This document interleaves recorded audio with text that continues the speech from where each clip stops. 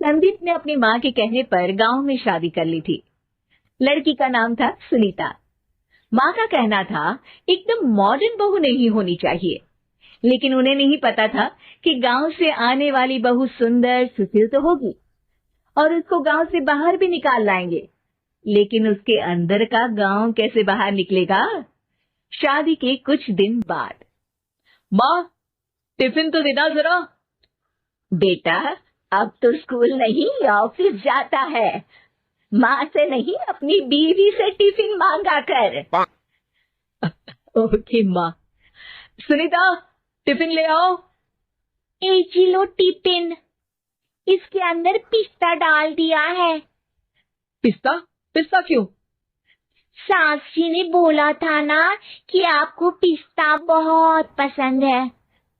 ओहो, मैंने पिस्ता नहीं पास्ता बोला था, पास्ता। पास्ता?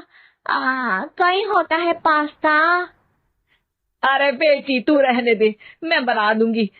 अच्छा किया कि पाव भाजी बनाने का नहीं बोला, वरना किसी के पाव बना देती है। सुनीता को बुरा लगता है, लेकिन उसकी नादान हरकतें कम नहीं होती। ऐसे ही एक दिन, अरे तुमने ये क्या लगाया है? अरे आप वो फूस फूस करके लगाते हैं ना, वही। डियो? कहाँ दियो? किसको दियो? अरे वही ना जिससे खुशबू आती है। हाँ हाँ सही पकड़े हैं। अच्छा लेकर तो आना। कौन सा डियो लगाया तुमने? अभी लेकर आते हैं जी। संदीप की बात मानकर सुनीता अंदर से खुशबू वाला फुसफुस लेकर आती है। OMG! OMG मतलब ओ माय गणेश ना। अरे OMG छोड़ो, और ये खुशबू वाला फुसफुस की बात कर रही थी तुम? हाँ इसी की, फिर से सही पकड़े हैं। अरे देवी, लेकिन आप सही नहीं पकड़े हैं, ये डियो नहीं है। डियो नहीं है तो क्या लियो है? अरे ये रूम फ्रेशनर है, जिसको कमरे में छिड़कते हैं, खुद पर नहीं। कोई बात नहीं, माँ कहती थी आत्मा किराएदार है, शरीर एक किराए का कर्म। हम शरीर पे ये डाल लिए तो क्या फर्क पड़ जाएगा। अरे बहू, ओ बहू, मेरे लिए फल तो ले आ, फिर मैं बाजार जाऊंगी। सुनीता अपनी सास के लिए फल लेकर आती है। अरे बेटा, पपीता, तरबूज और सेब फल ऐसे कैसे खा लूं? काट कर तो ले आ। माँ जी, मेरे गांव में तो खेत से उठा के सीधा खा लेते हैं। अरे ये तेरा गांव नहीं है ना। अरे संदीप, तू ही कुछ समझा देना इसको बेटा। मैं कैसे समझाऊं माँ, ये तो माइक्रोवेव को भी भट्टी बोलती है। कल मैंने बोला हाय कैसी हो, तो बोलती है किसी को हाय नहीं लगानी चाहिए। अरे सुनीता, तेरा क्या होगा? अभी तो कैसे बताऊं माँ जी, अभी हम कुछ करेंगे फिर पता चलेगा क्या होगा, लड़का या लड़की। ये भगवान, कहाँ से आ गई ये? रामपुर से जी, आप ही तो लेकर आए थे मुझे। अरे मुझे माफ कर दो। पहले कोई गलती तो करिए जी, आपकी तो सारी गलती माफ कर देंगे हम। हाँ अरे बहू, मेरी बात सुन। फल यानी कि फ्रूट जब भी लाए ना तो काट कर लाना, ठीक है? जी ठीक है माँ जी, फल यानी फ्रूट यानी काट के लाऊंगी। सुनीता रोज ही कोई ऐसी हरकत कर देती जिसकी वजह से उसे घर में 2 बातें सुननी पड़ती।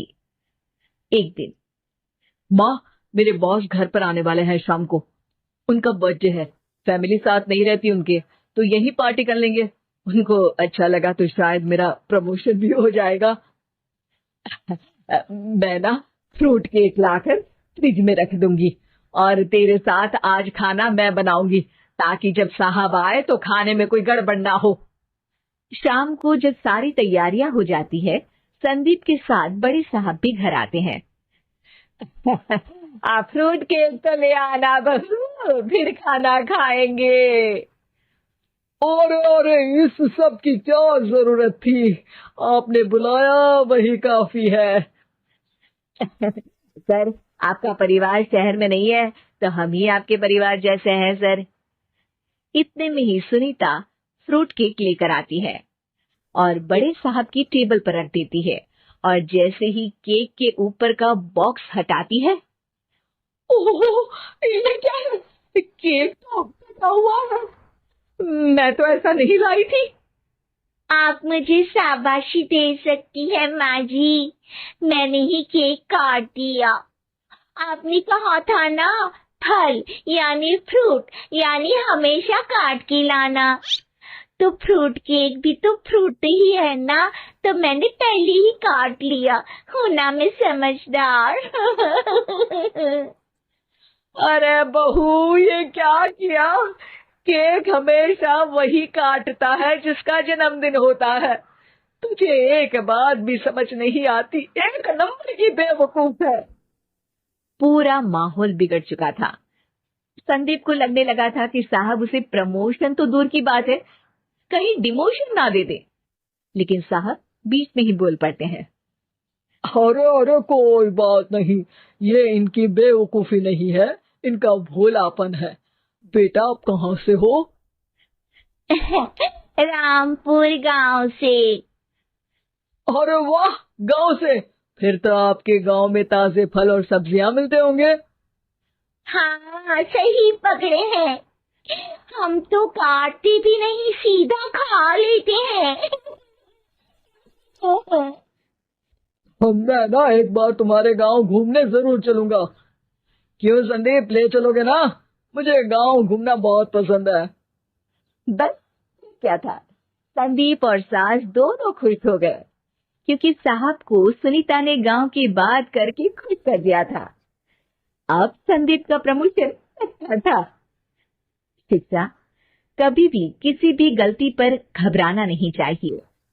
हो सकता है कि उस गलती की वजह से आगे बड़ा फायदा हो जाए।